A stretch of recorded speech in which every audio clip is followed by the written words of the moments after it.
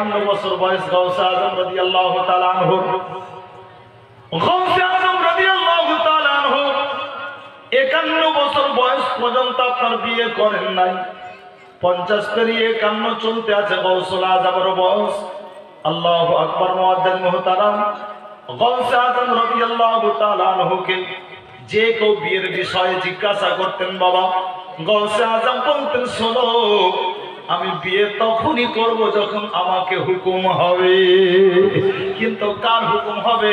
গাউসে আজম আপনার এটা বলতেন না। গাউসে আজম বারবার বলতেন, শোনো, আমি বিয়ে তখনই করব যখন হুকুম হয়ে যাবে। গাউসে আজম রাদিয়াল্লাহু তাআলা আনহু একদিন আপনার শুয়ে আছেন মুআজ্জাজ, আর ঘুমন্ত অবস্থায় জানো গাউসে আজম দেখতে আছেন আল্লাহর নবী আকা মুস্তাফা সাল্লাল্লাহু আলাইহি ওয়াসাল্লাম, উনি আপনার দাঁড়িয়ে আছেন। বিরাদার, গাউসুল আজম রাদিয়াল্লাহু তাআলা আকা মুস্তাফাকে দেখে তাড়াতাড়ি করে আপনার দাঁড়িয়ে পড়লেন। আকা মুস্তাফাকে দেখে দাঁড়িয়ে যাওয়ার পরে বড় আদবের সহিত মুস্তাফাকে সালাম দিলেন। গাউসে আজমকে আকা মুস্তাফা বলতে আছেন, আমার আব্দুল কাদির, আজ তোমাকে একটা হুকুম করি, ভালো মন দিয়ে মনোযোগ সহকারে শুনে নাও। আল্লাহর নবী বলতে আছেন, বলে, আব্দুল কাদির, আমি তোমাকে আল্লাহর নবী বলি, আমি তোমাকে আল্লাহর রাসূল বলি। হে আব্দুল কাদির, আর দেরি করো না, বরং তুমি এক কাজ করো, আমার একটা সুন্নাতের উপরে আমল করে নাও। আমি রাসূলুল্লাহ বলি, হে আব্দুল কাদির, এবার তুমি বিবাহের বন্ধনে আবদ্ধ হয়ে যাও। সুবহানাল্লাহ। গাউসে আজম রাদিয়াল্লাহু তাআলা আনহু 51 বছর বয়সে আপনার প্রথম বিয়ে করেছিলেন, যে বিবির নাম ছিল বিবি মদিনা। যে বিবির নাম ছিল বিবি মদিনা। মুআজ্জিন মুহতারাম, গাউসে আজম রাদিয়াল্লাহু তাআলা আনহু একদিকে আপনার ফতোয়ার দপ্তর, একদিকে বেলায়েতের দপ্তর, আর এদিকে আপনার সংসার জীবন। গাউসে আজম তিনটাকে সুন্দর করে আপনার ম্যানেজ করতেন। যেমন করে ফতোয়ার দপ্তরকে আপনার সামলাতেন, তো গাউসে আজম রাদিয়াল্লাহু তাআলা আনহু এই বেলায়েতের জগতেও গাউসুল আজম কখনো আপনার কদম পিছনে করেননি, বরং যত দিন গিয়েছে গাউসে আজমের কদম আরো আগে বেড়েছে। গাউসে আজম রাদিয়াল্লাহু তাআলা আনহু এক সময় একদিন নিজের মুখ দ্বারা উচ্চারণ করলেন, কদমি হাযিহি আলা রাকবাতি কুল্লি ওয়ালিয়্যিল্লাহ, যার মানে হলো এই, গাউসে আজম বলতে আছেন, প্রত্যেকটা ওলির কাঁধে আমি আব্দুল কাদির আমার পা। তো গাউসুল আজম রাদিয়াল্লাহু তাআলা আনহু যখন বললেন কি প্রত্যেকটা ওলির কাঁধে আমার পা, ওই সময়তে হিন্দুস্তানের রাজা, সুন্নি মুসলমানের খাজা গরিবে নওয়াজ রাদিয়াল্লাহু তাআলা আনহু, ওনার বয়স ছিল মাত্র 17 বছর। তো 17 বছর বয়স গরিবে নওয়াজ, ওই সময় উনি একটা পাহাড়ে বসে আল্লাহর ইবাদতে নিজেকে মশগুল রেখেছিলেন। খাজা গরিবে নওয়াজ রাহমাতুল্লাহ আলাইহি মুআজ্জাজ যখন এই বার্তা ওনার কানে পৌঁছালো, তো গরিবে নওয়াজ ওই সময় বলেছিলেন, হুজুর, আপনার পবিত্র কদম শুধু আমার কাঁধে নয়, বরং আমি মাইনুদ্দিন, বরং আমি তো এটা স্বীকার করছি কি আপনার পবিত্র কদম আমার কাঁধ, আমার মাথা, আমার চোখের উপরে। জোরে বলেন সুবহানাল্লাহ। জগতের যত ওলি ছিল, প্রত্যেকটা ওলি স্বীকার করেছিলেন কি গাউসুল আজমের পবিত্র কদম অবশ্যই আমাদের কাঁধে। কিন্তু একজন ব্যক্তি যে স্বীকার করেনি, তার কথা আমি একটু পরেই শোনাচ্ছি। দাদা, গাউসে আজম রাদিয়াল্লাহু তাআলা আনহু এই কথা যে আপনার বললেন, কি প্রত্যেকটা ওলির কাঁধে আমার কদম। এর পিছনে রাজ কি ছিল, তথ্য কি ছিল, ইনশাল্লাহ এটা আগে শুনুন, এটা বিষয় আগে পরিষ্কার হয়ে যান, ইনশাল্লাহ তারপরে আপনার ও বিষয় আপনার কাছে বড় আসানি লাগবে।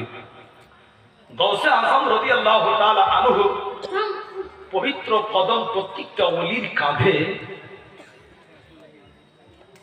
মুআজ্জাজ। এর পিছনে রাজ কি বাবু? যদি কথা বেশি থাকে তাহলে একটু ঘুরে ঘুরে এসে গল্প সল্প করে এসে বসো বাবা। আর কাউরে যদি বেশি হাসার ইচ্ছা থাকে তাহলে একটু বাইরে গিয়ে হেসে এসে, অসুবিধা নাই। এগুলো জিনিস আমি টোটালি বরদাস্ত করতে পারি না, আমার একবারই অভ্যাস নাই। এমনি আমি আপনার খুব নর্মাল মানুষ, কিন্তু একটা আলাদা দিক আছে আমার, সেটা খুব খারাপ দিক, আপনার খুবই খারাপ দিক, যা এখন পর্যন্ত মাশাআল্লাহ খুব কম জায়গাতে জাহির করেছি। এরকম না হয় কি আপনার প্রকাশ করতে হয়, এটা অনুরোধ করলাম, ধ্যান রাখবেন। তার কারণ শুধু আপনারা শুনছেন তা নয়, এটা মাথায় রাখবেন কি আমার এই বক্তব্য আমি চলে যাওয়ার পরও চলবে, এলাকাতে চলবে, আমার এলাকা পর্যন্ত পৌঁছাবে, গোটা পশ্চিমবঙ্গের আপনার অধিকাংশ আপনার মানুষের কানে পৌঁছাবে। তার কারণ এখন সোশ্যাল মিডিয়ার যুগ, বলছি এখানে দেখছে হয়তো আপনার বহু দূর থেকে, ঠিক বললাম না বাবু? অতএব একাগ্রতা যাতে আমার নষ্ট না হয় এদিকে আপনার খেয়াল রাখবেন। এখন দরুদ পড়ুন তো, আল্লাহুম্মা সাল্লি আলা সাইয়্যিদিনা মাওলানা মুহাম্মদ ওয়া আলা আলিহি ওয়া লা আলি সাইয়্যিদিনা মাওলানা মুহাম্মদ সাল্লাল্লাহু তাআলা আলাইহি সাল্লাম। মুআজ্জাজ মুহতারাম, গাউসুল আজম রাদিয়াল্লাহু তাআলা আনহু কেন বলেছিলেন? বলে প্রত্যেকটা ওলির কদম, প্রত্যেকটা ওলির কাঁধে হচ্ছে আমার পবিত্র কদম। কারণটা আজকে আপনাদের শুনিয়ে দিয়ে মন লাগিয়ে শুনেন। আল্লাহ পাক রব্বুল আলামিন জিবরিল আমিনকে বলতে আছেন, ও জিবরিল আজকে তুমি আমার নবীর কাছে যাও, আমার মুস্তাফা আরাম করতে আছে উম্মে হানির ঘরে। আল্লাহ পাক বলতে আছেন, ও জিবরিল যাও আমার মুস্তাফাকে, আমার হাবিবকে নিয়ে আসো, যাও আজকে আমার নবীর সাথে আমার হাবিবের সঙ্গে আমার মুলাকাত হবে। মুআজ্জাজ মুহতারাম, জিবরিল আমিন যখন আল্লাহর নবী আকা মুস্তাফাকে নিয়ে আসার জন্য উম্মে হানির ঘরের দিকে রওনা দিতে আছেন বিরাদার, আল্লাহ পাক রব্বুল আলামিন বলতে আছেন, জিবরিল একাই কেন যাও, এইভাবে কেন তুমি চলে যাও? আল্লাহ পাক রব্বুল আলামিন বলেন, ও জিবরিল এক কাজ করো, তোমার সাথে আমার 50,000 নূরি ফারিস্তাকে নিয়ে নাও। জিবরিল আমিন 50,000 নূরি ফারিস্তাকে নিলেন বিরাদার, আর 50,000 নূরি ফারিস্তাকে নেওয়ার পরে উম্মে হানির ঘরে পৌঁছালেন জিবরিল আমিন। জিবরিল আমিন উম্মে হানির ঘরে পৌঁছানোর পরে জিবরিল আমিন দেখতে আছেন যেন আকা মুস্তাফা আরাম করতে আছেন, আকা মুস্তাফার চোখ দুটো বন্ধ আছে বিরাদার। মনে রাখবেন মুসলমান, আল্লাহর নবী আমার ঘুমান না, বুখারী শরীফের মধ্যে আছে, তালাবু আইনা ওয়ালা ইয়ানামু কলবি, নবীর চোখ শুধু বন্ধ থাকে কিন্তু নবীগণ আপনার ঘুমান না। হযরত জিবরিল আমিন দেখতে আছেন বিরাদার, আল্লাহর নবী আকা মুস্তাফা সাল্লাল্লাহু আলাইহি ওয়াসাল্লাম আরাম করতে আছেন। জিবরিল আমিন মুস্তাফাকে উঠাবেন কেমন করে? জিবরিল আমিন একবার যেন আপনার চক্কর দিতে আরম্ভ করলেন। হায়রে জিবরিল আমিন আল্লাহর নবীর পায়ের নিচে যেমন গিয়েছেন, জিবরিল আমিন করলেন কি বাবা? জিবরিল আমিন নিজের আপনার পেশানিটা যেন আকা মুস্তাফার পায়ের তলাতে রেখে দিলেন। আকা মুস্তাফার চোখটা খুললেন বিরাদার। জিবরিল আমিন বলতে আছেন, ইয়া রাসূলুল্লাহ, ইয়া হাবিবাল্লাহ, নবী গো, আল্লাহ পাক রব্বুল আলামিনের পক্ষ হতে আজকে একটা বড় খুশির খবর আপনার জন্য এনেছি। ইয়া রাসূলুল্লাহ, আজকে আপনার সাথে আপনার আল্লাহর দেখা হবে, আল্লাহর দিদার হবে। ইয়া রাসূলুল্লাহ, আজকে আপনার জন্য সবচেয়ে খুশির খবর এনেছি। জিবরিল আমিন আল্লাহর নবী আকা মুস্তাফাকে সাথে করে উম্মে হানির ঘর থেকে বেরালেন বিরাদার। জিবরিল আমিন বলতে আছেন, ইয়া রাসূলুল্লাহ, আজকে আল্লাহর সাথে আপনার দিদার হবে। ইয়া রাসূলুল্লাহ, ইয়া নবী আল্লাহ, আপনাকে নিয়ে যাওয়ার জন্য আমরা 50,000 ফারিস্তা তো এসেছি, আর আপনাকে নিয়ে যাওয়ার জন্য আল্লাহ পাক রব্বুল আলামিন সওয়ারি হিসাবে একটা জান্নাতি বোরাককে পাঠিয়ে দিয়েছেন। মুআজ্জাজ মুহতারাম, জিবরিল আমিন বলতে আছেন ইয়া রাসূলুল্লাহ এই বোরাকের পিঠে সওয়ার হয়ে আজকে আপনি আল্লাহর দিদারে যাবেন। জিবরিল আমিন যখন বললেন বেরাদার নবী পাক আকা মুস্তাফা সাল্লাল্লাহু আলাইহি ওয়াসাল্লাম যেমনই আপনার বোরাকের কাছে যাওয়া, আল্লাহু আকবার, ওই বোরাক যেন মুআজ্জাজ নড়াচড়া দিয়ে একবারে আপনার 40 গজ পর্যন্ত উঁচা হয়ে গিয়েছিল। আল্লাহু আকবার বেরাদার, যখন বোরাকটা 40 গজ পর্যন্ত আপনার উঁচা হয়ে গেল, নবী পাক আকা মুস্তাফা সাল্লাল্লাহু আলাইহি ওয়াসাল্লামের চোখ দিয়ে পানি ঝরতে লাগলো বেরাদার। নবী পাক আকা মুস্তাফার চোখ দিয়ে পানি ঝরে। জিবরিল আমিন বলতে আছেন ইয়া রাসূলুল্লাহ এই সময়তে আপনি কেন কান্না করেন নবী গো? এই বোরাকটা উঁচু হয়ে গেছে এই জন্য কান্না করেন নাকি? ইয়া রাসূলুল্লাহ চিন্তার কারণ নাই। ইয়া রাসূলুল্লাহ ইয়া নবী আল্লাহ, আমি জিবরিল আমিন এই বোরাকের পিঠে আপনাকে সওয়ার করিয়ে দেব। আল্লাহর নবী বলতে আছেন ও জিবরিল আমি বোরাক উঁচু হয়ে যাওয়ার জন্য চোখের পানি ঝরাই না। জিবরিল আমিন বলতে আছেন ইয়া রাসূলুল্লাহ তাহলে এই সময়তে কেন কান্না করেন?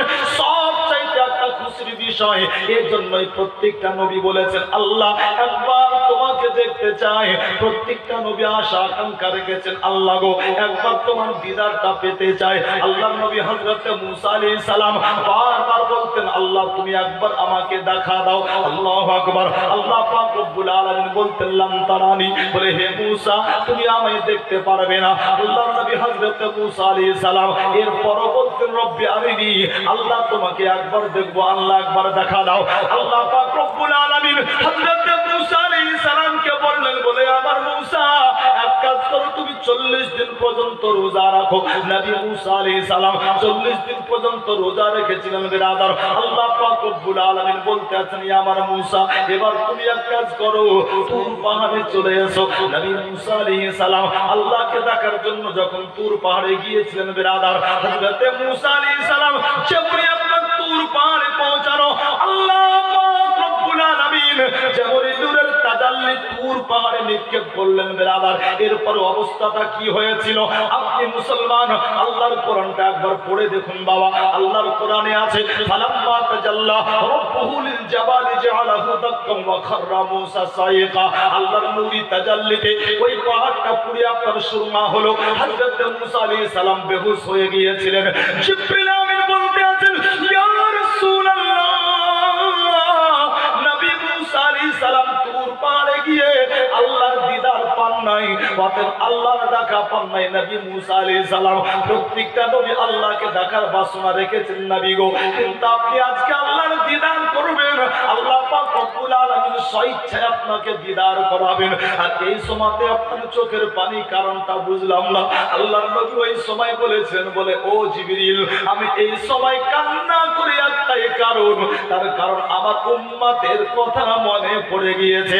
ও জিবরিল একটা কথা তুমি জানিয়ে দাও এই বোরাকের গতি অত্যন্ত হবে আমি জানি। ও জিবরিল আমিন শোনো আমি বোরাকের পিঠে সওয়ার হয়ে আল্লাহর দিদারে যাব, কিন্তু জিবরিল আমিন একটা কথা বলো কাল কিয়ামতের ভয়ানক দিনে আমার গুনাহগার উম্মতি কেমন করে পুলসিরাতের রাস্তা পার করবে? জিবরিল আমিন যখন কথা শুনলেন বিরাদার, জিবরিল আমিন বলতে আছেন ইয়া রাসূলুল্লাহ এটা হচ্ছে আপনার উম্মতের মামলা, আমি জিবরিল কিছুই বলতে পারবো না। আল্লাহ পাক রব্বুল আলামিন বলেন ও জিবরিল আমার নবীকে শুনিয়ে দাও ইয়াউমা নাহসুরুল মুত্তাকিনা ইলার রহমানি ওয়াফদা। আল্লাহ পাক বলতে আছেন ও জিবরিল আমার নবীকে শুনিয়ে দাও বলে যারা নবীর অনুসরণ করে চলবে তারা এই বোরাকের গতিতে পুলসিরাতের রাস্তাটা পার করে যাবে। সুবহানাল্লাহ।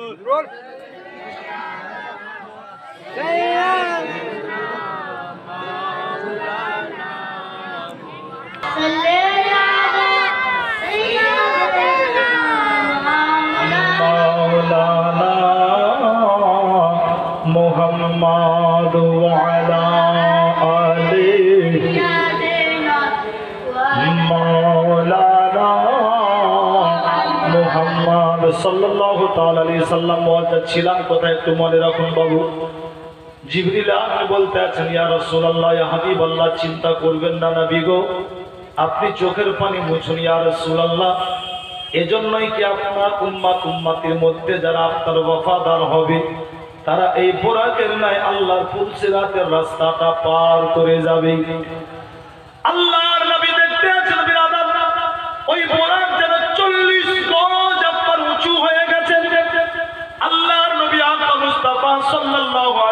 সাল্লাম যেমনই আপনার বোরাকের পিঠে চাপতে যাবেন, গৌসে আজম রাদিয়াল্লাহু তাআলা আনহু যেন আপনার আল্লাহর নবী আকা মুস্তাফার পায়ের তলায় নিজের কাঁধ খানাকে লাগিয়ে দিয়েছে।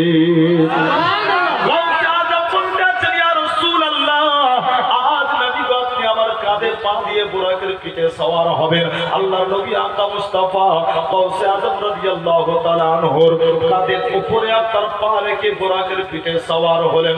আল্লাহর নবী বলতে আছেন, বলে আব্দুল কাদের শোনো, আজকে যেমন আমি তোমার কাঁধে পা রেখে বোরাকের উপরে সওয়ার হলাম, হে আব্দুল কাদের শোনো, আমার পবিত্র কদম তোমার কাঁধে, আর তোমার কদম মুবারক প্রত্যেকটা ওলির কাঁধে।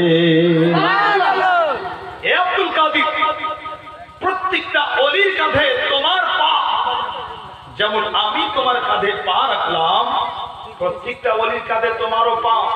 হযরত গাউসে আজম রাদিয়াল্লাহু তাআলা আনহু তাই বাগদাদের মাটিতে বসে বসে বলেছিলেন, কদমে হাদিহি আলা কদতি কুল্লি ওয়ালিল্লাহ, প্রত্যেকটা ওলির কদমে, প্রত্যেকটা ওলির কাঁধে আমার পা। মুআজ্জিজ মুহতারাম, প্রত্যেকে আপনার মাথা নত করে আপনার মেনে নিয়েছিল, কিন্তু মুআজ্জিজ একজন ব্যক্তি ওই সময় ওই জামানার একজন ওলি, যার নাম হচ্ছে আপনার আল্লাহু আকবার।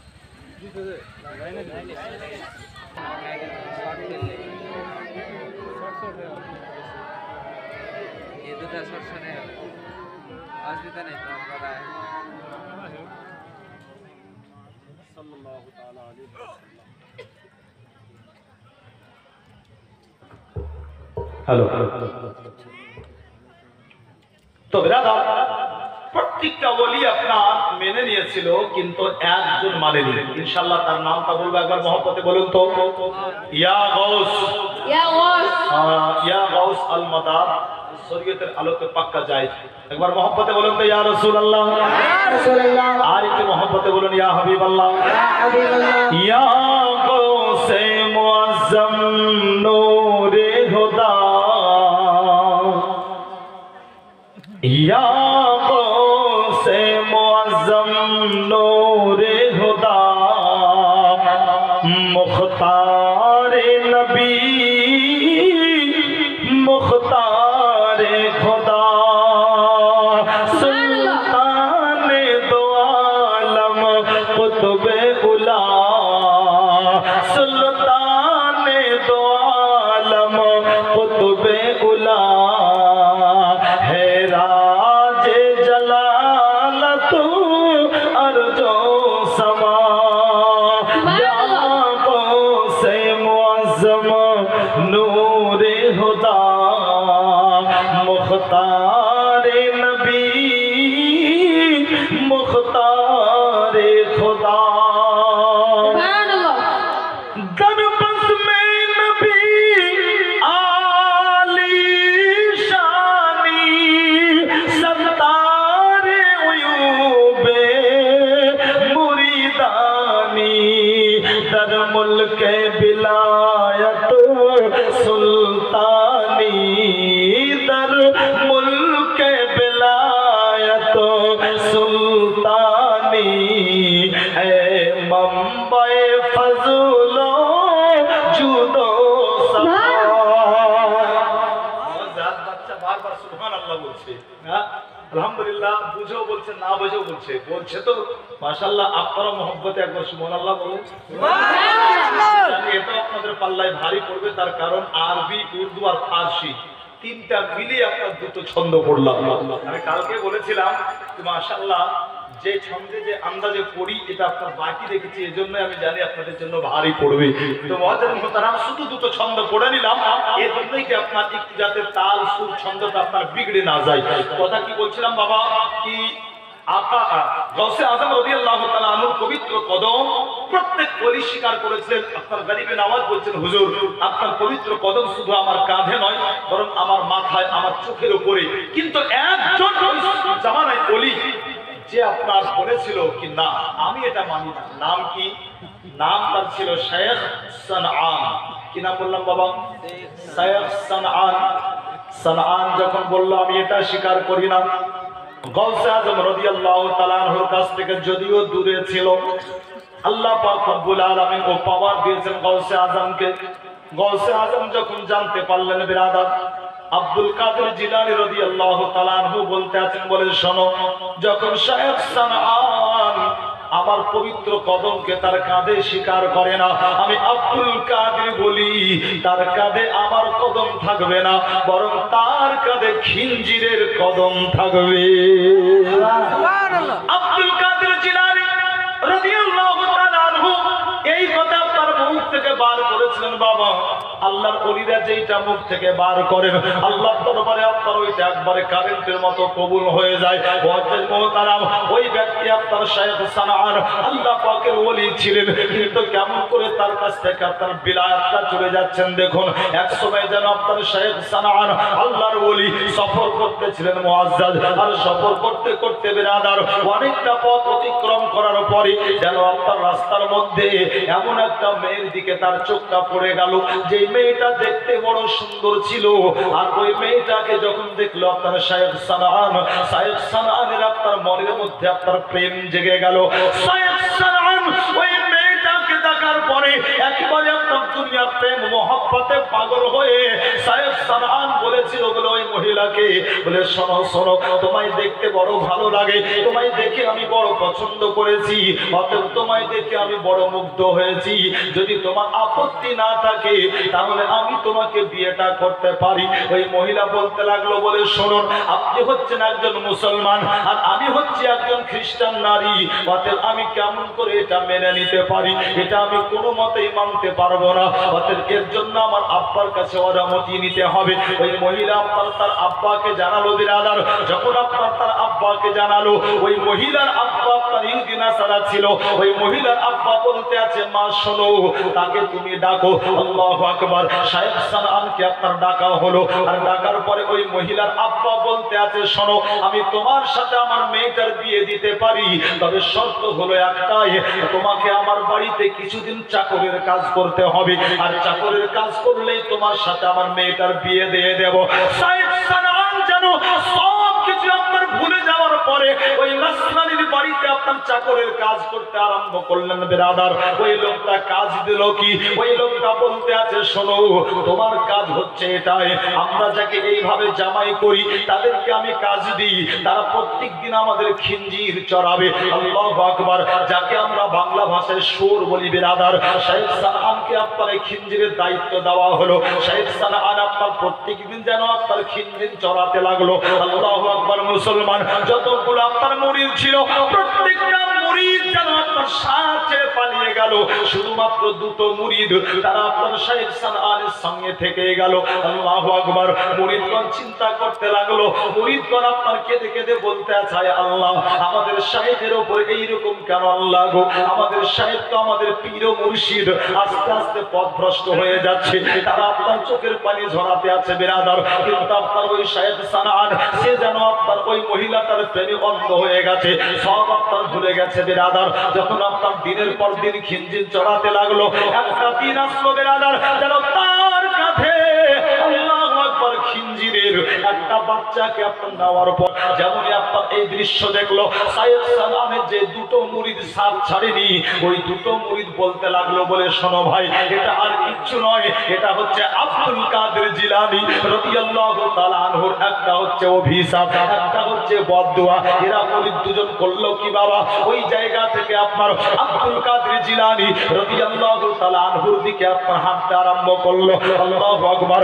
দুইজন মুরিদ যেন আপনার গুটি গুটি পায়ে অনেকটা পথ অতিক্রম করার পরে গাউসে আজম বড় পীর আব্দুল কাদের জিলানী রাদিয়াল্লাহু তাআলা আনহুর দরবারে গিয়ে আপনারা পৌঁছালেন। আল্লাহর ওলিকে আপনার সালাম জানিয়ে বড় আদবের সহিত আরজ করতে লাগলেন, বলে হুজুর, আপনি যদি দয়া না করেন, আপনি যদি আমাদের পীর মুর্শিদকে ক্ষমা না করেন, তাহলে আমাদের পীর মুর্শিদ যেন নিজের ঈমানটাও হারিয়ে দেবে। আল্লাহু আকবার। বিরাদার, এইদিকে আপনার শায়েখ সানআনের দুজন মুরিদ যেন আল্লাহর ওলি গাউসুল আজমের কাছে আপনার আরজি করতে লাগলো। এইদিকে বিরাদার হযরত আপনার শায়েখ সানআন আল্লাহু আকবার আপনার ওকে আপনার ওই নাসরানি বলতে আছে বলে শোনো আমি আমার মেয়ের সঙ্গে তোমার বিয়ে দিতে পারি, তবে আরেকটা শর্ত আছে। আরেকটা শর্ত হলো এটাই, এই দেখো প্লেটে হচ্ছে খিঞ্জিরের মাংস আর এক হাতে নাও মদের বোতল। যদি তুমি শরাব পান করে নিতে পারো আর যদি খিঞ্জিরের মাংস তুমি খেয়ে নিতে পারো তবে আমার মেয়েটার সঙ্গে তোমার বিয়ে দিয়ে দেব। আল্লাহু আকবার। মুসলমান শায়েখ সানান জানো পুরোপুরি আপনার তাসাউফের জগৎ থেকে একবারে আপনার সরে গিয়েছিল। যে তাসাউফের জগতে বিরাদার একটা বাদশার মধ্যে একটা বাদশা ছিল, কয়েকটা তাসাউফের মাহিরের মধ্যে একজন মাহির ছিলেন বিরাদার, কিন্তু টোটালি জানো আর কিচ্ছু ভিতরে নেই।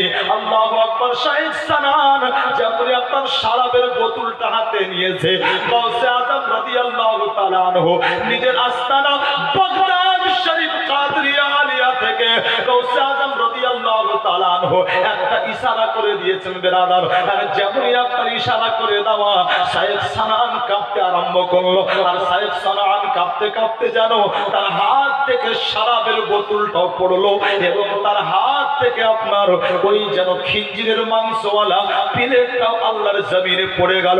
শায়েখ সানান আল্লাহু আকবার কাঁপতে আরম্ভ করেছে বিরাদার। শায়েখ সানান যেন ওই জায়গাতে আর না দাঁড়িয়ে সোজা বাগদাদের দিকে আপনার চলতে আরম্ভ করলো। বাগদাদের দিকে চলতে চলতে বিরাদার গুটি গুটি পায়ে অনেকটা পথ অতিক্রম করার পরে আল্লাহু আকবার যেমন আপনার বাগদাদ শহরে গিয়ে পৌঁছালো। শায়েখ সানান বলতে আছে এক কাজ করো, আমাকে সুন্দর করে তোমরা বাঁধো আর আমাকে চোরের মতো করে আমার হাত দুখানা বেঁধে আমাকে দড়িতে বেঁধে টানতে টানতে আব্দুল কাদেরের কাছে নিয়ে চলো। শায়েখ সানানকে বিরাদার হাতে দড়ি বেঁধে চোরের মতো আব্দুল কাদের জিলানী রাদিয়াল্লাহু তাআলা আনহুর দরবারে নিয়ে যাওয়া হলো। শায়েখ সানান কেঁদে কেঁদে বলেছিলেন, বলে হুজুর আজকে আমি ভুল স্বীকার করতে আছি, হুজুর আপনি দয়া করে আমাকে ক্ষমা করে দিন, আমি আল্লাহ আমি তওবা করতে আছি, আপনি দয়া করে আমাকে ক্ষমা করুন। যদি আপনি ক্ষমা না করেন তাহলে আমি পূর্বের জগতে আর ফিরে যেতে পারবো না। গাউসে আজম রাদিয়াল্লাহু তাআলা আনহুর দয়া হলো বিরাদার। গাউসে আজম রাদিয়াল্লাহু তাআলা আনহু শায়েখ সানানকে ক্ষমা করে দেওয়ার পরে নিজের কাছে ডাকার পরে আল্লাহু আকবার যেন আপনার নিজের সিনাকে জড়িয়ে ধরে আব্দুল কাদের জিলানী বলতে আছেন, বলে যাও আমি আবার তোমাকে পূর্বের জগতে ফিরিয়ে দিলাম, যাও। গাউসে আজম যেমনই আপনার ওকে নিজের সিনার সাথে জড়িয়ে ধরে বললেন কি যাও আমি তোমাকে আবার পূর্বের জগতে ফিরিয়ে দিলাম, যাও। তো শায়েখ সানান বলে কি যেমন গাউসে আজমের বলা আমার আবার সব কিছু ফিরে পাওয়া একেবারে কমপ্লিট। মুআজ্জাজ বলবেন কি মৌলভী সাহেব এটা কি সম্ভব হতে পারে? কাউরি সিনার সঙ্গে কাউরি সিনা যদি মাস হয় টাচ করে তাহলে কি আপনার এটা সম্ভব? বলে হ্যাঁ। কেমন করে সম্ভব? 1 মিনিটে ইনশাআল্লাহ আপনাদের বুঝিয়ে দেব, একটু ধ্যান রাখুন বাবু, আমার দিকে তাকান। গাউসে আজম রাদিয়াল্লাহু তাআলা আনহুকে আল্লাহ পাওয়ার দিয়েছিলেন, এটা সম্ভব। আপনাকে খুব সহজে বুঝিয়ে দেব। একজন ব্যক্তি ছিল যার নাম হচ্ছে আব্দুল্লাহ। তার কাজ ছিল চুরি করা, ডাকাতি করা, রাহাজানি করা।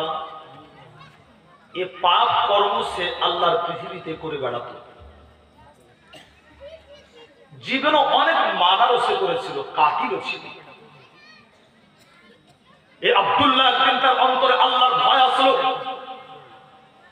আর যখন তার অন্তরে আল্লাহর ভয় আসলো বিরাদার, আব্দুল্লাহ রাতের অন্ধকারে বসে নিজের বাড়িতে আল্লাহর দরবারে আপনার তওবা করতে লাগলো। আল্লাহ সত্যি আমি জীবনে বড় গুনাহ করেছি, রব তুমি আমাকে দয়া করে ক্ষমা করে দাও।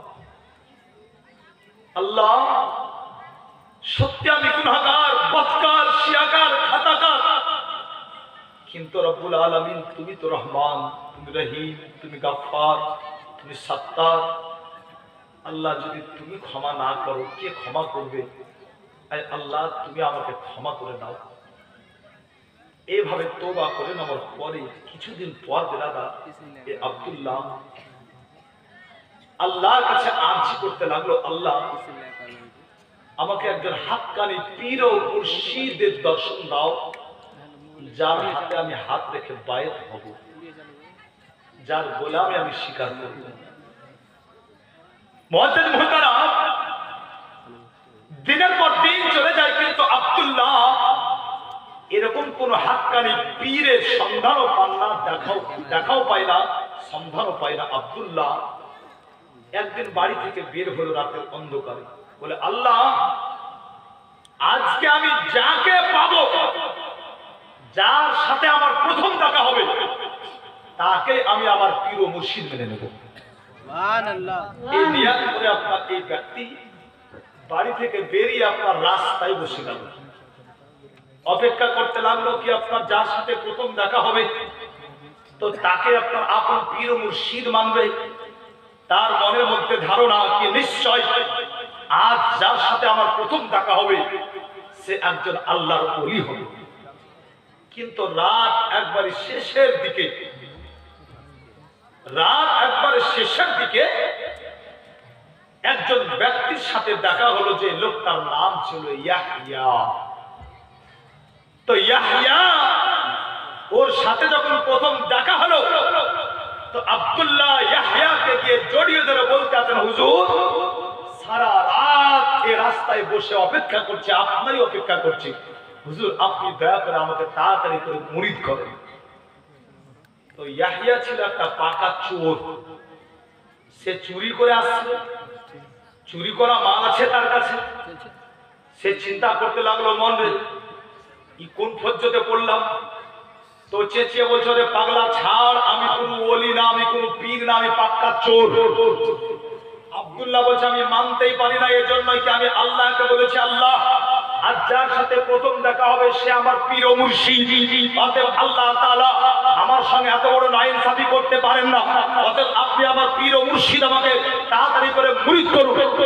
আব্দুল্লাহ দেখতে লাগলো, ইয়াহইয়া ভাবতে লাগলো, চোর কি ব্যাপার তো খারাপ, এখন যদি এর সঙ্গে বাহাস করিয়ে তো কোনো মতেই মানবে না। আর সকাল হতে যাচ্ছে, এবার যদি আরো পরিষ্কার হয়ে যায়, মানুষজন আসবে দেখবে, তাহলে তো আমার এই গম্বর ফাঁস হয়ে যাবে, আমার যে রাতের কষ্ট করে চুরি করা মাল এগুলো আমার লুট হয়ে যাবে। তো বলে কমসে কম এর কাছ থেকে তো বাঁচি, কমসে কম এর কাছ থেকে তো বাঁচি। তো ইয়াহইয়া চোর বলছে আব্দুল্লাহকে, শোনো তুমি আমার কাছে মুরিদ হবে তো? বলে হ্যাঁ। বলে ঠিক আছে, আমি এখন ব্যস্ত আছি, তো তুমি এই জায়গাতেই বসো, আমি ফিরে এসে তোমাকে মুরিদ করবো। ইয়াহইয়া এই কথা বলে বেরাদা ওখান থেকে পালালো। ভাবছে কি কমসে কম জান তো বাঁচলো বাবা, এর ফক্কর থেকে তো বাঁচলাম, এর হাত থেকে তো বাঁচলাম। ইয়াহইয়া আপনার এই কথা বলে বেরাদা সেইখান থেকে পালিয়ে আসলো। এ আব্দুল্লাহ যে অন্তর থেকে আপনার খালিস তওবা করেছিল, সে ওই জায়গায় বসে আপনার অপেক্ষা করতে লাগলো। কতদিন? একদিন, 2 দিন, 3 দিন নয়, বরং কিতাবে এসেছে বেরাদার আপন পীর ও মুর্শিদের জন্য আব্দুল্লাহ ওই জায়গাতে 1 বছর 2 বছর করতে করতে 3 বছর পর্যন্ত অপেক্ষায় বসেছিল। 3 বছর পর একটা ঘটনা ঘটল। ওই ইয়াহইয়া চোর যেন চুরি করতে করতে বেরাদার একদিন তার লোভ হলো, বলে গৌসে আজম বড় পীর আব্দুল কাদের জিলানী বড় দামি দামি পোশাক পরেন, ওনার গায়ে বড় দামি দামি পোশাক দেখতে পাওয়া যায়, নিশ্চয় তার ঘরে অনেক সোনা দানা পাবো। আজকে অন্য কোনো বাড়িতে চুরি করব না, আজকে আমি চুরি করব তো বড় পীর আব্দুল কাদের জিলানীর বাড়িতে চুরি করব। এই দেখেন মুসলমান, ইয়াহইয়া চোর করলো কি বাবা, গৌসে আজম রাদিয়াল্লাহু তাআলা আনহুর বাড়িতে আপনার ঢুকে গেল।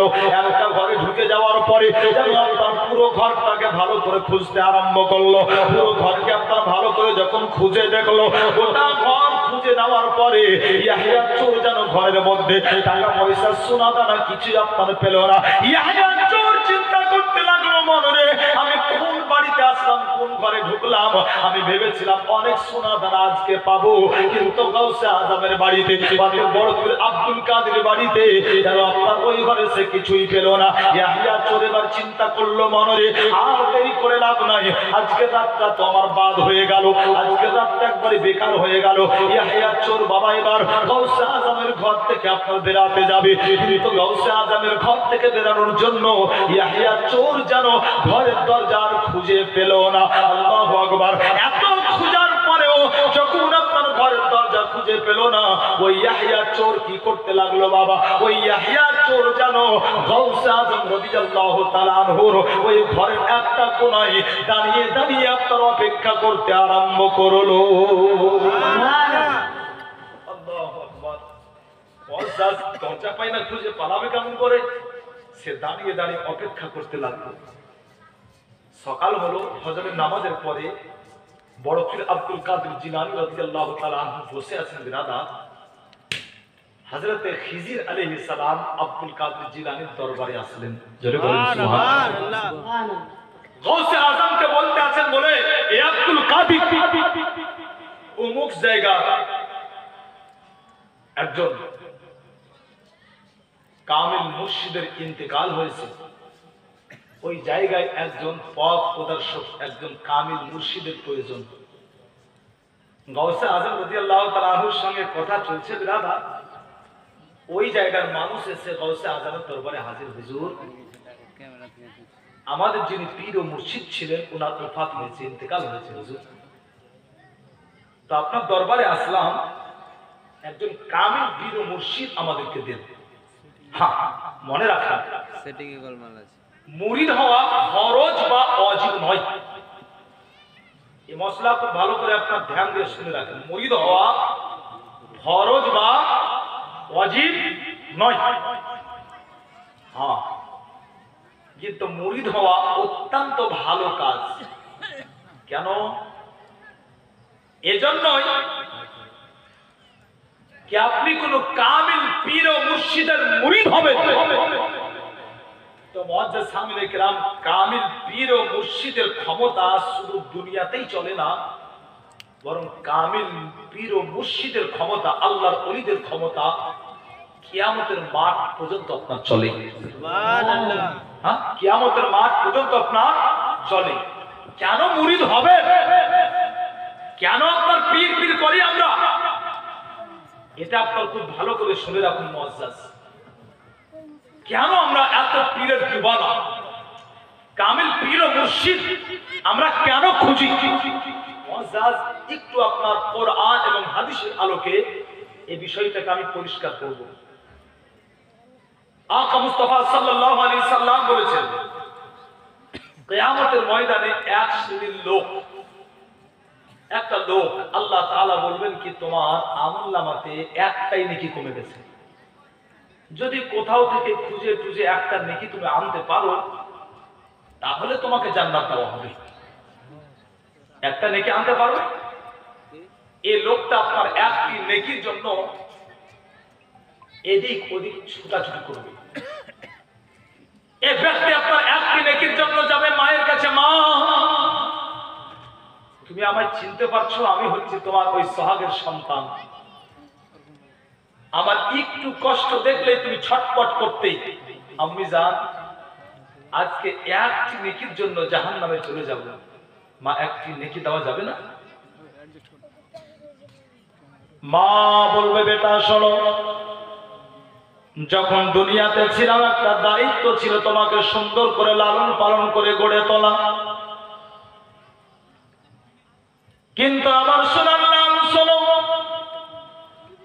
আজকে আমাদের ভয়ানক দিন আমিও চিন্তা করতে আছি আল্লাহর আমার সাথে কি ব্যবহার করবেন, আমার নেকির পাল্লা ভারী হবে না গুনাহের পাল্লা ভারী হবে, আমি নিজেও জানি না।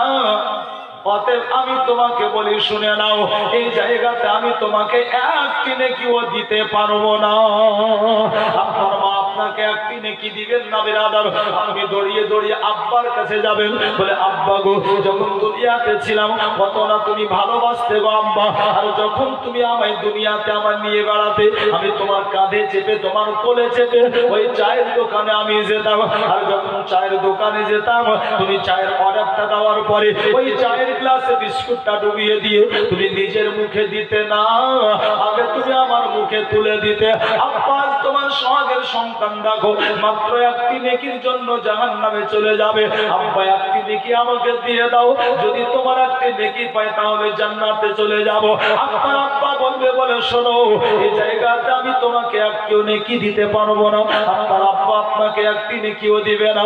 আপনি দৌড়িয়ে যাবেন বিবির কাছে, বলে প্রাণের বিবি শোনো আজকে আমি বড় মহা বিপদে আছি, যখন আমি দুনিয়াতে ছিলাম আমার গর্ভধারণী মাকে ফাঁকি দিয়ে, আমার জন্মদাতা পিতাকে ফাঁকি দিয়ে আমি বাজার থেকে কত সুন্দর সুন্দর জিনিস নিয়ে আসতাম, আর তাদেরকে লুকিয়ে আমি তোমাকে সুন্দর করে খাওয়াতাম। হে আমার প্রাণের বিবি, আজকে তোমার সোহাগের স্বামী দেখো মাত্র একটি নেকির জন্য জাহান্নামে চলে যাবে, যদি তুমি একটি নেকি দিয়ে দাও তাহলে আমি আল্লাহর জান্নাত পেয়ে যাব।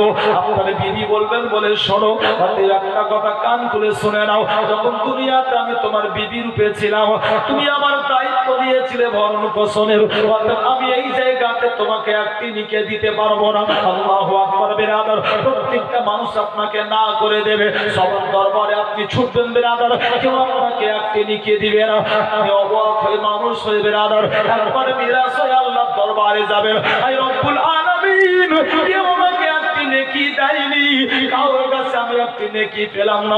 আল্লাহু আকবার মুআজ্জাল ওয়ানার হয়ে যাবে, আল্লাহ ফেরেশতা আপনাকে জাহান্নামের দিকে নিয়ে যাবে। আল্লাহু আকবার, যাবার পথে জানো আল্লাহর একজন ওলির সাথে আপনার দেখা হয়ে যাবে।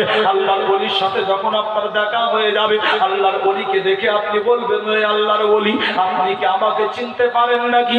আপনি একদিন আমাদের গ্রামে গিয়েছিলেন, আমি বেশি আপনার সেবা করতে পারি নাই। হে আল্লাহর ওলি, আপনি যেদিন আমাদের গ্রামে গিয়েছিলেন আমি সেবা হিসাবে শুধুমাত্র আল্লাযী সাকাইতুকা সারাবতা, শুধুমাত্র আপনাকে এক গ্লাস পানি পান করিয়েছিলাম। আবার কেউ বলবেন কি হুজুর আপনি আমাকে চিনতে পারছেন? ওয়াহাব্বা লাকুম হুজুর, হুজুর শুধু এক লোটা পানি দিয়েছিলাম হুজুর জন্য। আল্লাহ ওলি বলে, বলো আমি তোমাকে চিনতে পারছি, আজ কি চাই তোমার? বলে হুজুর আপনি চিনতে পেরেছেন, লাখ লাখ শুকর হুজুর, একটা নেকি কমে গিয়েছে। কেউ দিল না হুজুর, আপনি যদি আমার জন্য একটু সুপারিশ করতেন তো তাহলে আজকে আমি এই পেরেশানি থেকে একটু নাজাত পেতাম।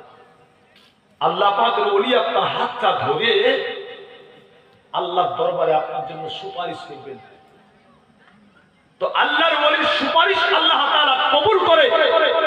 আল্লাহ বলবেন, আমার ওলি যাও, আমি তোমার সুপারিশকে কবুল করলাম, তোমার চাহনে ওয়ালা যাও, তাকে তুমি নিয়ে আমার সুখময় জান্নাতে চলে যাও। সুবহানাল্লাহ। মুহতারাম, কিছু মানুষ আছে না বাবু, পীরের নাম শুনলে গায়ে 106 ডিগ্রি জ্বর চাপে। পীরের নাম শুনলে গায়ে 106 ডিগ্রি জ্বর চাপে। আর আল্লাহর ওলিদের ব্যাপারে যতই হাদিস শোনান, একটাই তাদের দাওয়া, একটাই তাদের দাবি, একটাই আপনার বাহানা, ওলি সাহেবের হাদিসটা মনে হয় জাল হাদিস, জয়ীফ হাদিস। ঠিক বললাম না বাবা? বলে এটা মনে হয় জাল হাদিস, জয়ীফ হাদিস। আচ্ছা জয়ীফ মানে কি বাবা? জয়ীফ মানে কমজোর, জয়ীফ মানে কমজোর। আচ্ছা যদি কমজোর হয়ে যায় তো ওটাকে হাদিস বলা যাবে না? একটু দিল লাগান বাবা, হাদিস বলা যাবে না? হ্যাঁ শুনেন, এটাকে কোন জায়গায় ব্যবহার করতে হয় এটাও শিখেন। ছোট্ট করে আপনাকে বুঝিয়ে দিই, জয়ীফকে যদি আপনার হাদিস বলা না যায় তাহলে কালকে থেকে যাদের যাদের বাপ বুড়া হয়ে গেছে, তো বুড়া বাপকে আর বাপ বলিয়েন না, বাপকে চাচা বলে রাখিয়েন। বলে কেন বলবি সাহেব? বলে মুফতি সাহেব কারণ কি? বলে আপনার বাপ যখন জওয়ান ছিল তা আপনাকে কাঁধে করে কোলে করে নিয়ে চায়ের দোকানে যেত, এখন আপনি হয়েছেন জোয়ান, আপনার বাপ হয়েছে বুড়া, মানে কমজোর, সে আপনাকে কোলে করে কাঁধে করে আর চায়ের দোকানে নিয়ে যেতে পারে না। অতএব আপনার বাপ আর বাপ নাই, বাপকে বাপ বাদ দিয়ে চাচা বলে ডাকবেন। বলে তাই হয় নাকি বলবি সাহেব? বাপ বুড়া হলে কি হবে? তাও বাপ। বাপ যদি মরে যায় তাও বাপ। বলে শোনো, তাই যদি হয় শোনো, যে হাদিসের সানাদের দিক থেকে একটু কমজোরি আছে, সানাদের দিক থেকে আপনার, অর্থাৎ যে হাদিস পাকের রাবির দিক থেকে আপনার মাশাআল্লাহ একটু আপনার একটু কমজোর আছে, এই হাদিসগুলো আপনার আর অন্য কোনো কাতঈ দলিল হিসাবে ব্যবহার না করা গেলেও ওলিদের নবীগণদের ফজিলতের বিষয়ে একে ব্যবহার করা জায়েজ রয়েছে।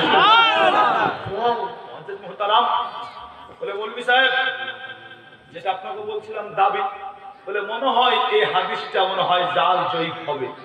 আসুন বাবা আজ আপনাদের একটু ক্লিয়ার করে দিই।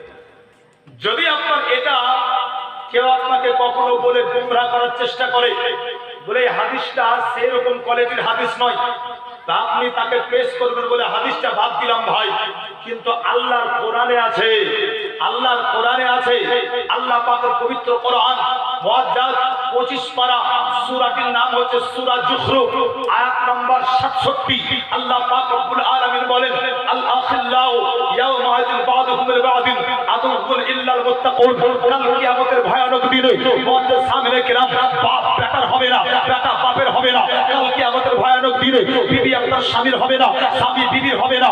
কাল কিয়ামতের ভয়ানক দিনে আল্লাহু আকবার, মা ছেলের হবে না, ছেলে মায়ের হবে না। কিন্তু মনে রাখুন মুসলমান, আল্লাহ পাকের পবিত্র কোরআন প্রমাণ করে, আল্লাহ পাকের পবিত্র কোরআনের আয়াতকে সামনে রাখলে দিবালোকের ন্যায় পরিষ্কার হয়ে যায়। কাল হাসরের ময়দানে প্রত্যেকটা ওলি আপন মুরিদের জন্য কাজে আসবে। সুবহানাল্লাহ, আল্লাহু আকবার, ইয়া রাসূলুল্লাহ, জিন্দাবাদ মায়া আহলে সুন্নাত, জিন্দাবাদ, তাকবীর, নারে রিসালাত, ইয়া রাসূলুল্লাহ। মুআজ্জাজ, এই আল্লাহর কোরআন একাকি দলিল থেকে প্রমাণিত। বুঝা গেল সুন্নি এজন্য আপনার ওলি ওলি করে, সুন্নি এজন্য আপনার হাক্কানি ওলির দরবারে আপনার ছুটে।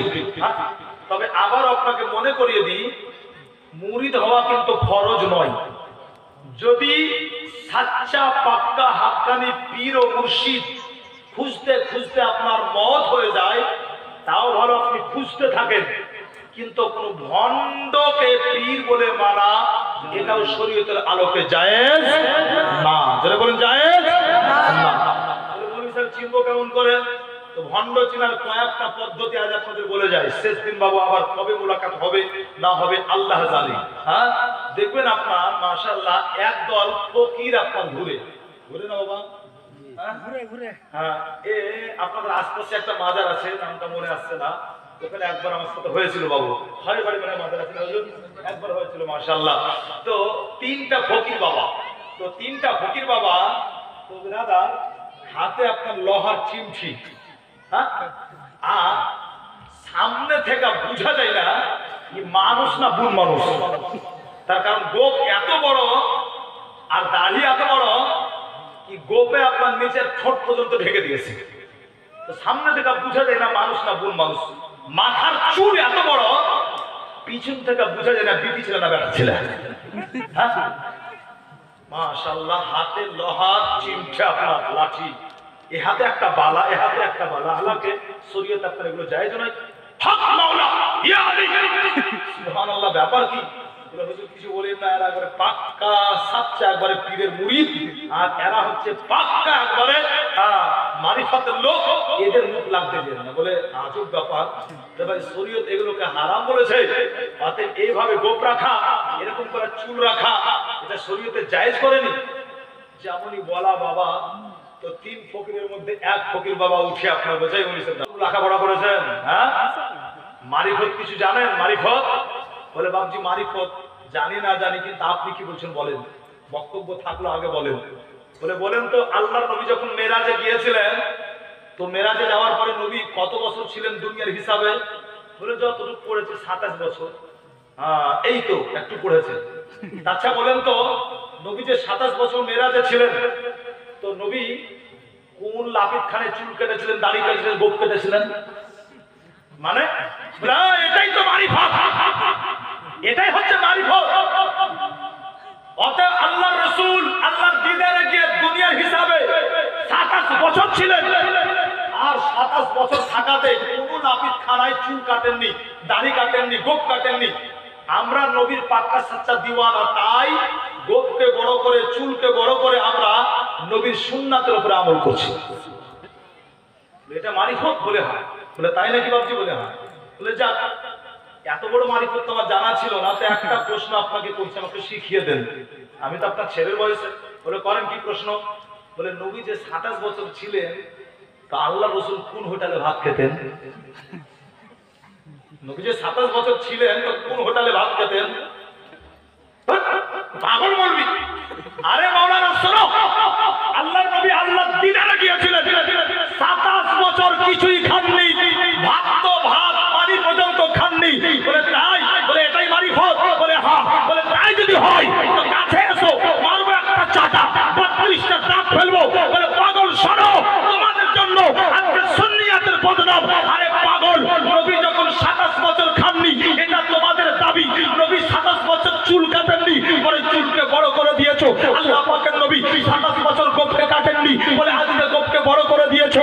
একটা সুন্নাতের উপরে আমল করো, 27 বছর আগে না খেয়ে থাকো, তাহলে দুটা সুন্নাতের উপরে যখন আমল হবে, তোমাকে পাক্কা সাচ্চা নবীর দিওয়ানা মনে করো। সুবহানাল্লাহ। সারাদিন রোজার দিনও খাও বেহায়া নির্লজ্জের মতো, আর বলছে এটা মারিফাতের রোজা, খেলেও রোজা হয়। হ্যাঁ, এরপরে বলছে কি আমরা নবীর দিওয়ানা না? মুসলমান সুন্নি শুনেন, সুন্নিকে এই ভণ্ড থেকেও বাঁচতে হবে। তার কারণ যেমন সুন্নিকে পীরে তরাবে কিয়ামতের মাঠে, তেমন বর্তমানে আপনার সুন্নিকে পীরে কিন্তু অনেকটা পিছিয়ে দিয়েছে। হাক্কানি পীর নয়, যারা জাল ভণ্ড পীর, আল্লাহু আকবার মুআজ্জাজ, তারা আজ বর্তমানে সুন্নি আওয়ামুন নাসের ঈমানের খাঁচা উড়িয়ে দিয়েছে বেরাদার। তার কারণ সে নিজেও নামাজ পড়ে না। আল্লাহু আকবার। এমনও বলে আমার মুরিদ হয়েছে, নামাজের দরকার নাই। আমার মুরিদ হয়েছে, রোজার দরকার নাই। এর জন্যই আমার মুরিদ হয়েছে, দায়িত্ব আমার, কাল কিয়ামতের মাঠে আমি তোমাকে তরিয়ে নেব। আস্তাগফিরুল্লাহ, মাশাআল্লাহ, আল্লাহু আকবার। দুনিয়াতে যত পীর এসেছে বেরাদার, সমস্ত পীরের পীর ও মুর্শিদ হচ্ছেন হযরত সাইয়্যিদনা আলীউল মুর্তজা রাদিয়াল্লাহু তাআলা আনহু ওয়াসিল মুহতারাম ও আলী হায়দার কাররার জীবনে কোনো ওয়াক্তে নামাজ কাজা করেননি। ধরে বলুন সুবহানাল্লাহ। নামাজ ছাড়াই বলছে কি আমি পীর। যদি এরকম দেখেন, তো এরকম পীর কিন্তু যেন গ্রামে ঠাঁই না পায়। বুঝা গেছে বাবু? এরকম পীর যেন গ্রামে ঠাঁই না পায়। এরকম পীরকে আপনার গ্রামে ঢুকতে দেওয়ার আগেই বিদায় করেন। তার কারণ সে নিজেও আপনার পথভ্রষ্ট, আপনাকেও গুমরাহ করে দেবে, পথভ্রষ্ট করে দেবে। নামাজ ছাড়া আপনার আল্লাহকে পাওয়া যাবে? যদি বলেন যাবে। আরে একটু মহব্বতে বলুন না বাবু। যত ইবাদত আছে সবচাইতে আফজাল ইবাদত হচ্ছে আপনার নামাজ। আল্লাহ পাক রব্বুল আলামিন কোরআনে বলেন ওয়াসজুদু ওয়াক্তারিবু, যখন আপনার আল্লাহর কোনো বান্দা বান্দি সিজদা করে নাই বেরাদার, আল্লাহর অত্যন্ত নিকট হয়ে যায়, আল্লাহ পাক রব্বুল আলামিন বড় খুশি হয়ে যান বেরাদার। তাই তো আপনার গাউসুল আজম রাদিয়াল্লাহু তাআলা আনহু বিয়ে শাদী করে নেওয়ার পরেও আল্লাহু আকবার, আল্লাহ পাক রব্বুল আলামিনকে রাজি করার জন্য গাউসে আজম রাদিয়াল্লাহু তাআলা আনহু বাগদাদের মসজিদে যেন আপনার নামাজ পড়তে দাঁড়িয়ে যেতেন। কখন নামাজ পড়তেন বেরাদার? আল্লাহু আকবার। যখন সবাই এসে নামাজ পড়ে আপনার বেরিয়ে যেত, গাউসে আজম রাদিয়াল্লাহু তাআলা আনহু উনি আপনার নামাজ পড়তে আরম্ভ করতেন। এক পায়ে আল্লাহু আকবার, কখনো কখনো বেরাদার 15 বার আল্লাহ পাকের কোরআনকে পড়তেন মুআজ্জাজ, আবার আরেকটা পায়ে 15 বার আল্লাহ পাকের পবিত্র কোরআনকে পড়তেন। আল্লাহু আকবার। মুসলমান, এক নয়, দুই নয়, বড় পীর আব্দুল কাদের জিলানী রাদিয়াল্লাহু তাআলা আনহু আল্লাহু আকবার লাগাতার 40 বছর ধরে এশা রুজুতে ফজরের নামাজকে আদায় করেছে। সুবহানাল্লাহ। 40 বছর ধরে ফজরের আপনার নামাজ পড়েছেন এশার উজুতে। মুআজ্জাজ, এই উজু থাকে কেমন করে? আলহামদুলিল্লাহ, উনি ওই টাইমটা মাশাআল্লাহ নামাজের হালাতে, সিজদার হালাতে কাটতে দিয়েছেন। সুবহানাল্লাহ, সুবহানাল্লাহ। বড় পীর আব্দুল কাদের জিলানী রাদিয়াল্লাহু তাআলা আনহুর উনার মাশাআল্লাহ নামাজের দরকার ছিল, আর আপনি বলছেন কি আমি গাউসে পাকের দিওয়ানা, আমার নামাজের কোনো দরকার নাই? এটা কি আপনার ভণ্ডামি নয়? এ কি আপনার ভণ্ডামি নয়? মুআজ্জাজ এ সারা সার ভণ্ডামি, এ আপনার কাজের নয়। মুআজ্জাজ মুহতারাম, গাউসে আজম রাদিয়াল্লাহু তাআলা আনহু পীরান পীর দস্তগীর আল্লাহ পাকের যেমন মাহবুব বান্দা মুআজ্জাজ মুহতারাম, অপর দিকে গাউসে আজম রাদিয়াল্লাহু তাআলা আনহু। মুআজ্জাজ মুহতারাম, হে বিরাদার, আল্লাহরও বেছে নেওয়া এবং নবী পাক আকা মুস্তাফারও বেছে নেওয়া, নবী পাক আকা মুস্তাফারও বেছে নেওয়া। এজন্য খাজা গরিবে নামাজ বলেছিলেন, ইয়া গাউসে মুআজ্জম নূরে হুদা মুখতারে নবী মুখতারে খুদা, ইয়া গাউসে মুআজ্জম নূরে হুদা মুখতারে নবী মুখতারে খুদা, সুলতানে দো আলম কুতুবে উলা, সুলতানে দো আলম কুতুবে উলা, है राज जलालत अर्ज़ो समा, दरबस में नबी आली शानी, सत्तारे अयूबे मुरीदानी, दरबस में नबी आली शानी, सत्तारे अयूबे मुरीदानी, दर मुल्के बिलायत सुल्तानी, दर मुल्के बिलायत सुल्तानी, है मंबा फज़लो जुदो सखा, नबी मुहम्मद हरदम ज़बा উঠবেন না বাবু, বুঝতে যান। আর একটা ছন্দ আছে, তারপরে দিয়ে একবার মহব্বতে বলুন ইয়া গাউস, একবার হাত উঠে বলুন আল মাদাদ ইয়া গাউস, কেউ হাত নামাবেন না, হাত উঠে বলুন ইয়া রাসূলুল্লাহ, একবার হাত উঠে বলুন ইয়া হাবিবাল্লাহ। মহব্বতে বলছি, মহব্বতে শুনুন বিরাদার, ইয়া গাউসে মুআজ্জম নূরে হুদা মুখতারে নবী मुख्तारे खुदा, हजरत खास तवज्जो चाहता हूँ, मुख्तारे नबी मुख्तारे खुदा, मुई के गुलाम नाम तो शुदू शुदू यूं ज़गरे एक राम तो शुदू शुदू खाजा आजा के गुलाम तो शुदो शुदो खाजा अज़ा के गुलाम तो शुदो दारदो तलाबो तस्लीमो रज़ा, या गाउसे मुअज़्ज़म नूरे हुदा मुख्तारे नबी मुख्तारे खुदा। गाउसे आज़म রাদিয়াল্লাহু তাআলা আনহু বিরাদার, আল্লাহু আকবার। মুআজ্জাজ সামিনে কেরাম ও বিরাদার, রাতের অন্ধকারে আপনার নিজেকে আপনার আরামের জায়গাতে না নিয়ে গিয়ে গাউসে আযম যেন বাগদাদের মসজিদে আল্লাহু আকবার নিজের কপালখানা মাটির সঙ্গে সাটিয়ে দিয়ে সিজদাতে পড়ে পড়ে আল্লাহু আকবার চোখের পানি ঝরাতেন মুআজ্জাজ গাউসে আযম রাদিয়াল্লাহু তাআলা আনহু।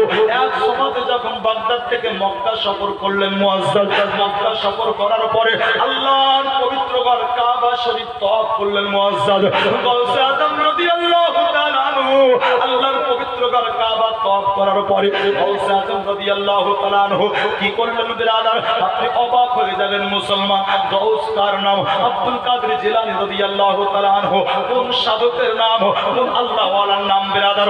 গাউসে আযম রাদিয়াল্লাহু তাআলা আনহু মক্কার সরজমিনে আল্লাহর পবিত্র ঘর কাবার সামনে অনেকগুলো আপনার কাঁকর পাথরগুলোকে এক জায়গাতে করে দেওয়ার পরে কাঁকর পাথরের উপরে নিজের কপালখানাকে রেখে দিয়ে গাউসে আযম সিজদায় গিয়ে মুআজ্জাজ মুহতারাম কেঁদে কেঁদে চোখের পানি ঝরিয়ে বলছেন, আল্লাহ তুমি আমাকে ক্ষমা করো গো আল্লাহ, আল্লাহ তুমি আমাকে ক্ষমা করো, আল্লাহ তুমি আমাকে মাফ করো। কেতাবে লেখা হয়েছে বিরাদার, যতগুলো আজ আশপাশ মানুষ ছিল, ওনারাও দোয়া করতেছিলেন আল্লাহ ক্ষমা করো। কিন্তু যখন গাউসে আজম রাদিয়াল্লাহু তাআলা আনহুর এই কথাগুলো আপনার তাদের কান পর্যন্ত পৌঁছে গেল, আল্লাহু আকবার, যতগুলো আপনার আশপাশে মানুষ ছিল সবাই যেন আপনার সিজদাটাকে মাথা তুলে নেওয়ার পরে তারা হাত তুলে বলতে আছে, আল্লাহ, আয় আল্লাহ, তুমি আমাকে ক্ষমা করো আর না করো, আল্লাহ তোমার এই বান্দাকে ক্ষমা করে দাও।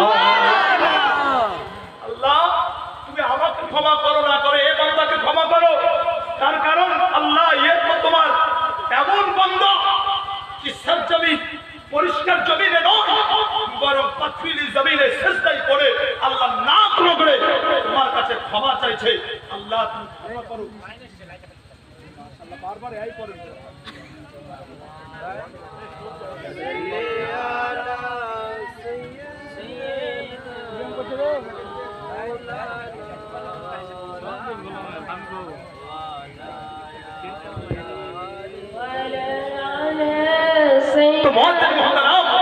লোকজন নিজের গুনাহের ক্ষমা চাওয়া বাদ দিয়ে লোকজন হাত তুলে বলছে, আল্লাহ আমাকে ক্ষমা না করো আর না করো, একে ক্ষমা করে দাও। জোরে বলবেন না সুবহানাল্লাহ। গাউসে আজম রাদিয়াল্লাহু তাআলা আনহু অনেকক্ষণ পর যখন আপনার মাথা উঠিয়েছে, আল্লাহু আকবার, আশপাশের লোকগুলো গাউসে আজমকে দেখে অবাক হয়ে গেল। আল্লাহ, আমরা তো ভাবছিলাম আল্লাহর কোন বান্দা হবে, কিন্তু এ তো এমন একজন আল্লাহর মাকবুল বান্দা, আল্লাহর এমন একজন কামিল ওলি, যার শোহরা গোটা বাগদাদে নয়, বরং যার শোহরা আসমান জমিন পর্যন্ত হয়ে আছে।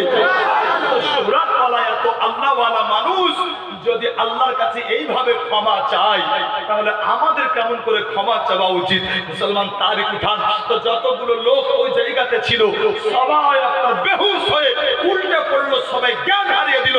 আল্লাহ তুমি আমাদের ক্ষমা করে দাও, আল্লাহ তুমি আমাদের ক্ষমা করে দাও। বুঝা কি গেল বেরাদার, গাউসে আজম রাদিয়াল্লাহু তাআলা আনহু, ওই হাস্তির নাম, ওই ব্যক্তির নাম গাউসে আজম রাদিয়াল্লাহু তাআলা আনহু। মুআজ্জিন মুহতারাম, আল্লাহু আকবার, মানুষকে তালকিন করেছেন, মানুষকে তালিম দিয়েছেন, বলে শোনো, যদি তোমার গুনাহ উহুদ পাহাড়ের চাইতে বেশি হয়ে যায়, আল্লাহর দরবারে ক্ষমা চাও। গাউসে আজম রাদিয়াল্লাহু তাআলা আনহু মানুষকে আপনারা জানিয়েছেন, বলে শোনো, যদি তোমার জীবনের গুনাহ সমুদ্রের ঢেউ চাইতে বেশি হয়ে যায়, আল্লাহর কাছে ক্ষমা চাও। তার কারণ শোনো, আল্লাহ পাক রব্বুল আলামিন বলেন, লা তাকনাতু মির রাহমাতিল্লাহ। আল্লাহ পাক বলতেছেন, বান্দা বান্দিরে, তোমার জীবনের গুনাহ উহুদ পাহাড়ের চাইতে বেশি হয়ে গেছে। আল্লাহ পাক বলতেছেন, বান্দা বান্দিরে, তোমার জীবনের গুনাহ দুনিয়ার চাইতে বেশি হয়ে গেছে। আল্লাহ বলেন, বান্দা বান্দিরে, তোমার জীবনের গুনাহ আসমানের তারার চাইতে বেশি হয়ে গেছে। আল্লাহ পাক বলতেছেন, বান্দা বান্দিরে, তোমার জীবনের গুনাহ সমুদ্রের ঢেউয়ের চাইতে বেশি হয়ে গেছে। আল্লাহ বলেন, বান্দা বান্দিরে শোনো, লা তাকনাতু মির রাহমাতিল্লাহ। আমার দরবার রহমত থেকে খালি নয়, আমার রহমত থেকে তুমি তোমার মুখটা ফিরিয়ে নিও না। আল্লাহ পাক বলতেছেন, বান্দা বান্দিরে, তুমি একবার আমাকে আল্লাহ বলে ডাক দিয়ে তো ডাকো, একবার তুমি ডাক দেবে, আমি আল্লাহ তোমার এক ডাকের সাড়া 70 বার দেব। আল্লাহ পাক বলতেছেন, বান্দা বান্দিরে, তুমি একবার তওবা করবে, আমি আল্লাহ তোমাকে ক্ষমা করব। নারে তাকবীর, নারে তাকবীর, নারে রিসালাত। ইয়া রাসূলুল্লাহ। মুআজ্জাজ গাউসে আজম ও ব্যক্তির নাম যিনি মানুষকে শিক্ষা দিয়েছেন, ক্ষমা আল্লাহর কাছে চাও। কার কাছে চাইবেন বাবু? আল্লাহর কাছে। কখনো আপনার রাতের অন্ধকারে নিজের গুনাহের অনুশোচনা করে চোখের পানি ঝরিয়েছেন, আল্লাহ খুব গুনাহ করেছি, জীবন আল্লাহ তুমি ক্ষমা করে দাও, এরকম করেছেন? মুআজ্জাজ বড় আফসোস শুনি আমরা, শোনার পরে আপনার চলে যাওয়ার পরে সবই কিছু আমরা উলট পালট করে দিই, ভুলে যাই। জীবনে কত গুনাহ, কোনো সময় খেয়াল আসে নাকি এত গুনাহ করেছি। ওই রবের দরবারে একবার ক্ষমা তো চাই। মুআজ্জাজ ক্ষমা চান আল্লাহর দরবারে, আল্লাহ বড় ক্ষমাশীল, দয়ালু, দাতা। মুআজ্জাজ আজ ও গাউসে আজমের মাহফিল, আজ নিজের গুনাহের ক্ষমা, অর্থাৎ নিজের গুনাহকে সামনে রেখে গাউসে আজমকে ওসিলা বানিয়ে আজ গাউসে আজমের মাহফিলে মুআজ্জিন মুহতারাম আল্লাহ পাক রব্বে কায়নাতের দরবারে চেয়ে নেন গাউসে আজমকে ওসিলা বানিয়ে, রব তোমার একজন মাহবুব বান্দার মাহফিলে বসে তোমার মাহবুব বান্দার নামে আমি এতটুকু পারলাম সাধ্যমতো নিয়ে সাদকা করে দিলাম। রব তুমি আমাকে এই সাদকার বলে আল্লাহ, এই সাদকার মাধ্যমে আল্লাহ, দানের মাধ্যমে আল্লাহ তুমি আমাকে ক্ষমা করে দাও। এরকম একজন কোন ব্যক্তি আছেন আজকে গৌসে আজমের মাহফিলে, গৌসে আজমের মাহফিলে গৌসে আজমকে ওসিলা বানিয়ে রবের দরবারে নিজের গুনাহের ক্ষমা চান? মুআজ্জাজ যদি একজন কোন ব্যক্তি থাকেন বাবু, গৌসে আজমের মাহফিল, গৌসে আজমের নামে মাত্র ৫,০০০ টাকা আল্লাহর ঘর মসজিদের জন্য। আজ শেষ রাত্রি, বহু দূর থেকে এসেছি, আমি আবারও বলি দেখা হবে কিনা, মুসাফির আমি, প্রাণ খুলে আমি তো না তো মাশাআল্লাহ আরো ক্ষতি হয়ে যেত, কেতাব বেশি লোক হয়ে যেত।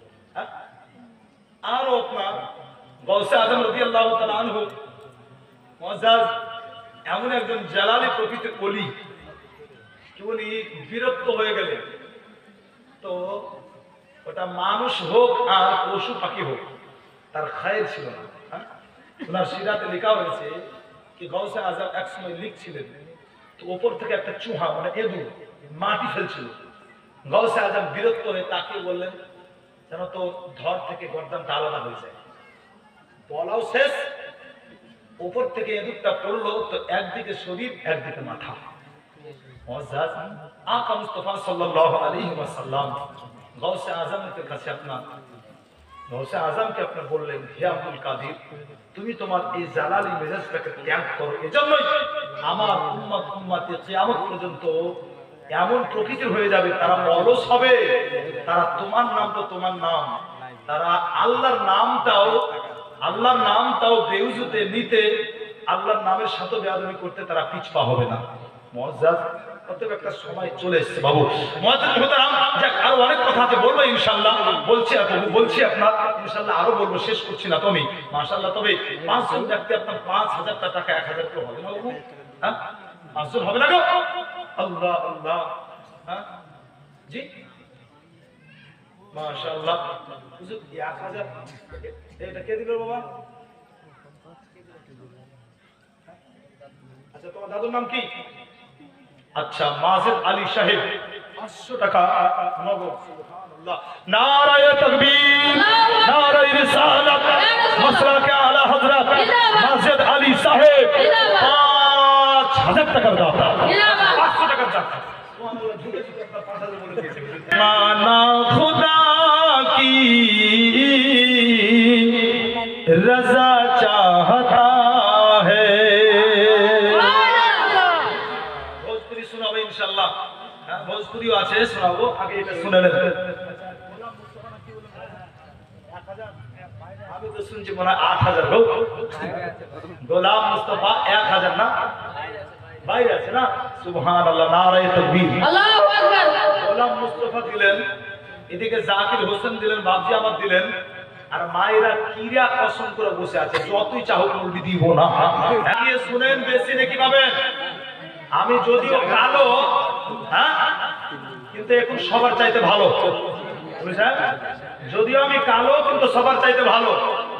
আমাকে দেখবেন তো দেখার নাকি আলাদা, শোনার নাকি আলাদা। আমি এই জিম্মেদারির সাথে বলছি, আপনার শুনবেন। হযরত বেলাল নাম শুনেছেন না আপনারা? বেলাল হাবশী, উনি কালো ছিলেন। বেলাল হাবশীর চুলগুলো টুকরা ছিল, বেলাল হাবশীর নাক একটু বসা ছিল। আমি কোন সাহাবীর খারাপি বর্ণনা করছি, আস্তাগফিরুল্লাহ মাআযাল্লাহ। সারা দুনিয়ার মুমিন এক পাল্লায়, নবীর সাহাবী এক পাল্লায় একজন। মুমিনের পাল্লা কম পড়ে যাবে, সাহাবীর পাল্লা ভারী পড়ে যাবে। সুবহানাল্লাহ, বুঝার জন্য বলছি। হযরত বেলাল যতদিন নবীর গোলাম হননি, উমাইয়ার গোলাম ছিলেন, বেলালকে পুষতই না, বেলালের কোনো দামই ছিল না। হযরত বেলাল নবীর গোলাম হলেন। আল্লাহু আকবার। মুআজ্জিজ মুহতারাম, নবী পাক আকা মুস্তাফা হযরত বেলালকে আপনার মসজিদে নববীর মুয়াজ্জিন বানালেন।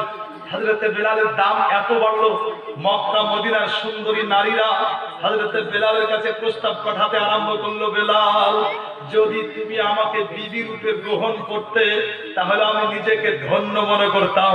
আহারে বেলাল, কাল পর্যন্ত কেউ দেখতো না, কাল পর্যন্ত কেউ পুষতো না, বেলালের দিকে আপনার কেউ তাকাতো না বিরাদার, কিন্তু আজকে বেলালকে পাওয়ার জন্য মক্কা মদিনার সুন্দরীরা পাগল। বলে কেন? এজন্য কি এতদিন হযরত বেলাল উমাইয়ার গোলাম ছিলেন বিরাদার, আজ হযরত বেলাল নবীর গোলাম হয়েছেন।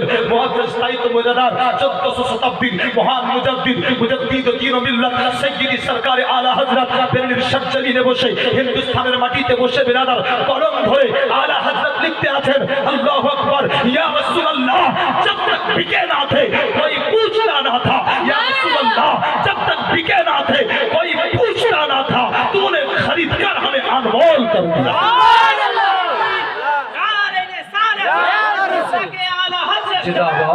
मोहब्बत इश्क मोहब्बत नारे तकबीर नारे रिसालत। या रसूलल्लाह, जब तक बिके ना थे कोई पूछता ना था, तूने खरीद कर हमें अनमोल कर दिया। मुआज्जज, আমাকে কে পুষতো? মুর্শিদাবাদ থেকে আমাকে কে ডাকতো? হ্যাঁ, আমি কি দেখতে খুবই সুন্দর? তা তো নয়, দেখতে খারাপ, তারপরও ডাক কেন শুধু মুর্শিদাবাদ? হযরতকে বললাম কি আল্লাহ তাআলার রহমত আপনার মুম্বাই পর্যন্ত আপনার মাশাআল্লাহ আমার শিক্ষা চলে, আল্লাহর রহমতে আপনার মুম্বাই, ব্যাঙ্গালোর, চেন্নাই পর্যন্ত আপনার প্রোগ্রামে ছুটতে হয় গুনাহগারকে। মুআজ্জাজ কেন, কিসের জন্য? আলহামদুলিল্লাহ, চেহারার জন্য নয়, বরং নবীর গোলাম হিসেবে আপনার নবীর গোলাম ডাকে। সুবহানাল্লাহ, গোলাম হিসেবে নবীর গোলাম ডাকে। মুআজ্জাজ মুহতারাম, অতএব নবীর গোলামকে দেখবেন তো মাশাআল্লাহ এত সব লুকিয়ে আছে। একটু আপনার দেখে শুনুন বিরাদার, মজা লাগবে মাশাআল্লাহ, আমাকে বলতেও আপনাদের শুনতেও বিরাদার। আসুন নাতের পাকটা আপনার দুটো আসার আপনার পড়ি আলহামদুলিল্লাহ, তারপর ইনশাআল্লাহ মায়ের ডাক অবশ্যই আসবে, অবশ্যই আসবে মাশাআল্লাহ। একবার মহব্বত উদ্দিন বলে দেন তো, ইয়া রাসূলুল্লাহ, মন ভরলো না, জোরে বলুন ইয়া হাবিবাল্লাহ। জামানা খুদা কি रज़ा चाहता है, ज़माना खुदा की रज़ा चाहता है, ज़माना खुदा की रज़ा चाहता है, खुदा मर्ज़ी मुस्तफ़ा चाहता है, खुदा मर्ज़ी मुस्तफ़ा चाहता है। मरीज़े मोहब्बत दवा क्या करेगा, मरीज़े मोहब्बत दवा क्या करेगा, मरीज़े मोहब्बत दवा क्या करेगा, मरीज़े मोहब्बत दवा क्या करेगा, मरीज़ मोहब्बत दवा क्या करेगा, मरीज़ मोहब्बत दवा क्या करेगा। ओ तैबा की ठंडी हवा चाहता है, ज़माना खुदा আলোর সঠিক পথ লাইক করুন, সাবস্ক্রাইব করুন।